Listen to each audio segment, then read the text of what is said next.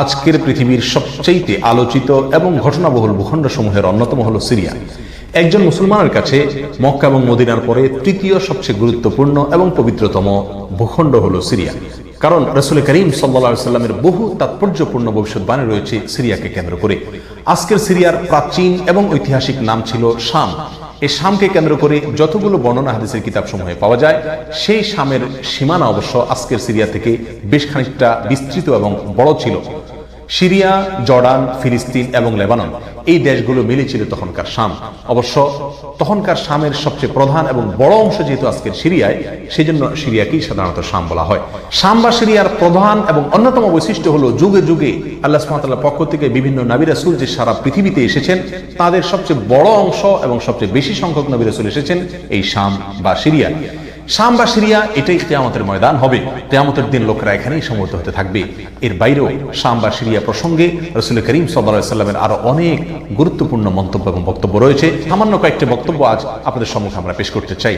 তার মধ্যে এক নম্বর হলো সহিহ বুখারীতে বর্ণিত হয়েছে, নবী আলাইহিস সালাম বলেছেন, লা তাযালু তায়ফাতুম মিন উম্মতি মানসুরিন লা ইয়াদুররুহুম মান খাযালাহুম হাত্তা তাকুমাস সাআ।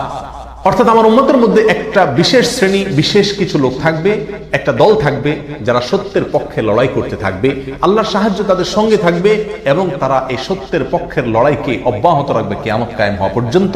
তাদেরকে যারা পর্যদস্ত করতে চায়, অপমান করতে চায়, ক্ষতি করতে চায়, তাদের কেউই তাদের কোনো ক্ষতি করতে পারবে না। এই হাদিসে নবী আলাইহিস সালাম যে দলটির কথা বলেছেন, যারা সাহায্য প্রাপ্ত হবেন আল্লাহর পক্ষ থেকে এবং যারা অটল অবিচল থাকবেন সত্যের উপরে কিয়ামত পর্যন্ত, যাদেরকে কেউ অপদস্থ করতে পারবে না, সেই দলটি কারা এবং তাদের অবস্থান কোথায় হবে, এই প্রসঙ্গে সহিহ বুখারীতে নবী আলাইহিস সালামের একাধিক সাহাবায়ে কেরামের মন্তব্য রয়েছে, যারা বলেছেন যে এখানে যে দলটির কথা বলা হয়েছে তারা হলেন সিরিয়ায় অবস্থানকারী হবেন এবং এটা হবে কিয়ামতের ঠিক আগ মুহূর্তে। তাবরানীর এক বর্ণনা, নবী আলাইহিস সালাম নিজেও বলেছেন আল্লাহর সাহায্যপ্রাপ্ত সেই দলটি থাকবে সিরিয়ায় বা শামে।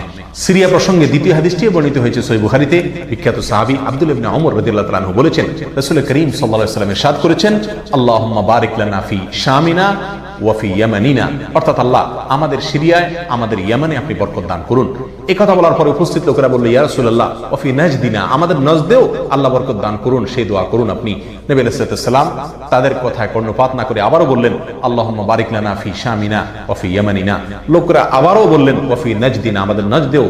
নবী আলাইহিস সালাম তখনও একই কথার পুনরাবৃত্তি করলেন এবং পরিশেষে বললেন, নাজদ সেই জায়গায় তো ফিতনা ফাসাদ হবে, সেখানে তো হত্যা, মারামারি, খুনাখুনি হবে, সেখানে তো ভূমিকম্প দেখা দিবে এবং সেখান থেকে তো শয়তানের শিং উত্থিত হবে, সেখান থেকে তো শয়তানের শিংয়ের আবির্ভাব ঘটবে, বের হবে। এখানে নাজদ বলতে কোন এলাকাকে বোঝানো হয়েছে, এই প্রসঙ্গে মুহাদ্দিসিন ইকরামের বেশিরভাগের মন্তব্য হলো নাজদ বলতে ইরাককে বোঝানো হয়েছে। নাজদ বলা হয় উঁচু অঞ্চলকে, আরবের বিভিন্ন অঞ্চলকে নাজদ বলা হয়। হেজাজ এটাকেও নাজদ বলা হয়, যেটা সৌদি আরবের ভিতরে, আর ইরাককেও নাজদ বলা হয়। সহিহ বুখারীর বিশ্ববিখ্যাত ব্যাখ্যাতা আল্লামা কিরমানি রাহিমাহুল্লাহ এবং আল্লামা খাত্তাবী রাহিমাহুল্লাহ এবং আল্লামা ইবনে আব্দুল বার রাহিমাহুল্লাহ সহ অনেক বড় বড় মুহাদ্দিসিন ইকরাম এবং হাদিসবিদগণ মন্তব্য করেছেন যে হাদিসের শেষ অংশে নবী আলাইহিস সালাম যে নাজদ প্রসঙ্গে মন্তব্য করেছেন, সেখানে নাজদ বলতে ইরাককে বোঝানো হয়েছে। হাদিসের সবচেয়ে বড় সমাহার কানজুল উম্মালে আবু নাঈমে বর্ণিত নবী আলাইহিস সালামের এক হাদিসে পরিষ্কারভাবে নবী আলাইহিস সালাম নিজেই বলে দিয়েছেন এখানে নাজদ বলতে ইরাককে বোঝানো হয়েছে। যাই হোক, এই হাদিস থেকে আমরা বুঝতে পারলাম বরকত নবী আলাইহিস সালাম চেয়েছেন আল্লাহর কাছ থেকে এই শাম বা সিরিয়ার জন্য।